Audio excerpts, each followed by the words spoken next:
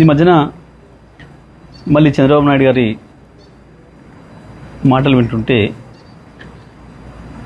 కొన్ని సందర్భాల్లో నవ్వు వస్తుంది, కొన్ని సందర్భాల్లో ఆశ్చర్యం వేస్తుంది. ఎందుకులే పట్టించుకో, ఎందుకు వదిలేద్దాంలేమని చెప్పి అనుకుంటే కూడా కొన్ని సందర్భాల్లో ఎందుకో తప్పకుండా మాట్లాడాల్సిన అవసరం ఉందని అనిపిస్తూ ఉంది. చంద్రబాబు నాయుడు వాస్తవానికి ఏది ఊరికనే మాట్లాడాడు, దాని వెనకాల ఏదో ఉంటుంది. తెలంగాణకు సంబంధించి, హైదరాబాద్ అభివృద్ధికి సంబంధించి చంద్రబాబు మాట్లాడే మాటలు చాలా హాస్యాస్పదంగా ఉంటాయి. కానీ దాంట్లో ఏదో మోసపూరితమైన విషయాలు కూడా ఉంటాయి. ఎందుకంటే ఆయన నిన్న మొన్న మాట్లాడింది, మహానాడులో మాట్లాడింది, అసలు అది తెలంగాణకి ఏమాత్రం సంబంధం లేని కార్యక్రమం అక్కడ. కానీ అక్కడ మళ్ళీ నిన్న మాట్లాడుతూ ఇవాళ భారతదేశంలో తెలంగాణ తలసరి ఆదాయం నెంబర్ 1 ఉంది, కానీ దానికి కారణం నేనే అని మాట్లాడడం, పదే పదే హైదరాబాదు నేనే అభివృద్ధి చేసిన. సరే, ఇవి చెత్త మాటలు లేని కొట్టేద్దామని అనిపిస్తుంది. కానీ ఒక అబద్ధాన్ని 100 సార్లు చెప్తే నిజమని నమ్ముతారు అని ఏదైతే మనం గోబెల్స్ సిద్ధాంతం గురించి వెళ్ళి మాట్లాడుకుంటున్నామో, గోబెల్స్ కూడా సిగ్గుపడే పద్ధతిలో ఉంటాయి చంద్రబాబు నాయుడు గారి పనులు, మాటలు. వాస్తవానికి చంద్రబాబు నాయుడు గారు సమైక్య ఆంధ్రప్రదేశ్లో పరిపాలన చేసిండ్రు. వారు మొత్తం కలిపి చేసింది 9 సంవత్సరాలు. 2004తోనే చంద్రబాబు నాయుడు గారి చరిత్ర ముగిసిపోయింది.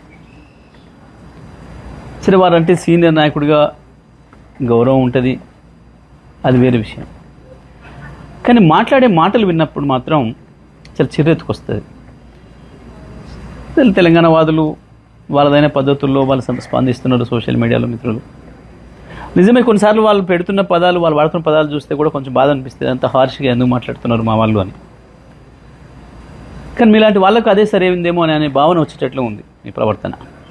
ఎందుకంటే 2004లో మీరు దిగిపోయిన నాటికి సమైక్య ఆంధ్రప్రదేశ్ది తలసరి ఆదాయం 25,900, 26,000 లోపు. ఇక ఆ తర్వాత మీకు పరిపాలన సంబంధం లేదు. 2014లో మీరు ఆంధ్రప్రదేశ్ని 5 సంవత్సరాలు పరిపాలించారు. కేసీఆర్ గారు తెలంగాణ పరిపాలించారు 2014 నుంచి 23 వరకు. మొత్తం భారతదేశంలో ఏ రాష్ట్రంలో రానటువంటి యొక్క అభివృద్ధి ఒక్క తెలంగాణ రాష్ట్రంలోనే వచ్చింది. ఈ రంగం ఆ రంగం అని కాదు, ప్రతి రంగంలో అభివృద్ధిలో ఆకాశంలోకి దూసుకుపోయింది తెలంగాణ. 5 సంవత్సరాలు మీరు అక్కడ పనిచేసినారు ఆంధ్రప్రదేశ్ ప్రత్యేక ఆంధ్రప్రదేశ్ ముఖ్యమంత్రిగా. అక్కడ పెరగలే ఆ పద్ధతుల్లో తలసరి ఆదాయం. ఒక తెలంగాణనే సమైక్య ఆంధ్రప్రదేశ్ నుంచి విడిపడ్డ నాడు కేవలం 1,12,000 తలసరి ఆదాయం ఉంటే ఇవాళ 3,60,000 వచ్చింది, 3,70,000 వచ్చింది దాదాపు. ఇవాళకి కూడా నీ ఆంధ్రప్రదేశ్ తలసరి ఆదాయం 2.5 లక్షలే. చంద్రబాబు నాయుడు గారు దీనికి సమాధానం చెప్పాలి. మీరు నిజంగా మీ పరిపాలన అంత గొప్పదే అయితే ఎందుకు మీరు ప్రత్యేకంగా పరిపాలించిన ఆంధ్రప్రదేశ్లో తలసరి ఆదాయాన్ని అభివృద్ధి చేయలేకపోయారు? ఆంధ్రప్రదేశ్ మీద మీకు ప్రేమ లేకనా? ఎందుకు లేదు 4 రోజులు ఉండి వాడుకొని పారేసే రాష్ట్రం కదా, మళ్ళీ ఎట్లాగా హైదరాబాద్లోనే వచ్చి డెవలప్ అయ్యి హైదరాబాద్లో కదా ఉండేది అన్న భావనతోనే ఏమనుకోవాలి మిమ్మల్ని? భారతదేశంలో మిగతా ఏ రాష్ట్రంలో కూడా మోడీ గారి డబుల్ ఇంజన్ రాష్ట్రాలు 25 ఏళ్లుగా మోడీ గారి పరిపాలనలో ఉన్న గుజరాత్తో సహా ఉత్తరప్రదేశ్, మధ్యప్రదేశ్, రాజస్థాన్తో చేయలేకపోయారు.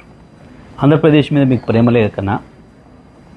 ఎందుకు లేదు 4 రోజులు ఉండి వాడుకొని పారేసే రాష్ట్రం కదా, మళ్ళీ ఎట్లాగా హైదరాబాద్లోనే వచ్చి డెవలప్ అయ్యి హైదరాబాద్లో కదా ఉండేది అన్న భావనతోనే ఏమనుకోవాలి మిమ్మల్ని?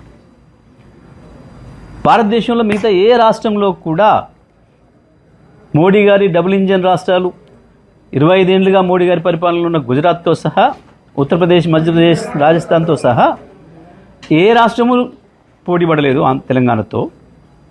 నువ్వు కూడా పోటీ పడలేదు. ఒక్క తెలంగాణ మాత్రమే కేసీఆర్ నాయకత్వంలో ఉంది కాబట్టి ఆ అభివృద్ధి జరిగింది. ఇది ఇంత స్పష్టంగా కనబడుతుంది. వాస్తవం ఇది. కానీ దీన్ని కూడా నేను మసిపూసి మారేడుకాయ చేస్తా, నాకు కొంత డబ్బా పత్రికలు ఉన్నాయి కాబట్టి నేను రాయించుకుంటా అని అనుకుంటే ప్రజలు నవ్వుకుంటారు. బాబు గారు, ఇప్పటికైనా ఇటువంటి మాట్లాడడం మానేయండి. మీ రాష్ట్రం మీద మీరు దృష్టి పెట్టుకోండి, అది వేరే విషయం. మీరు ఏం చేసుకుంటారు అక్కడ. నిజమే, మీ మీద ఇంకో విమర్శ కూడా ఉంది. హైదరాబాద్ను ఇంత డెవలప్ చేసినా, నేను అభివృద్ధి చేసినా అన్న మీకు 5 సంవత్సరాలు ఆంధ్రప్రదేశ్ ప్రజలు అవకాశం ఇస్తే ఎందుకు ఒక్క సెక్రటేరియట్ బంగ్లా కట్టుకోలేకపోయినావు? ఏంటిది కారణం చెప్పండి. మోడీ గారి సపోర్ట్ ఉంది నీకు, వారే వచ్చి శంకుస్థాపన చేసిండ్రు. పక్క రాష్ట్రం కదా బాగుపడాలని కేసీఆర్ గారు కూడా వచ్చి మీకు ఆశీర్వాదం ఇచ్చి వచ్చారు. ఎందుకు కట్టుకోలేకపోయాను?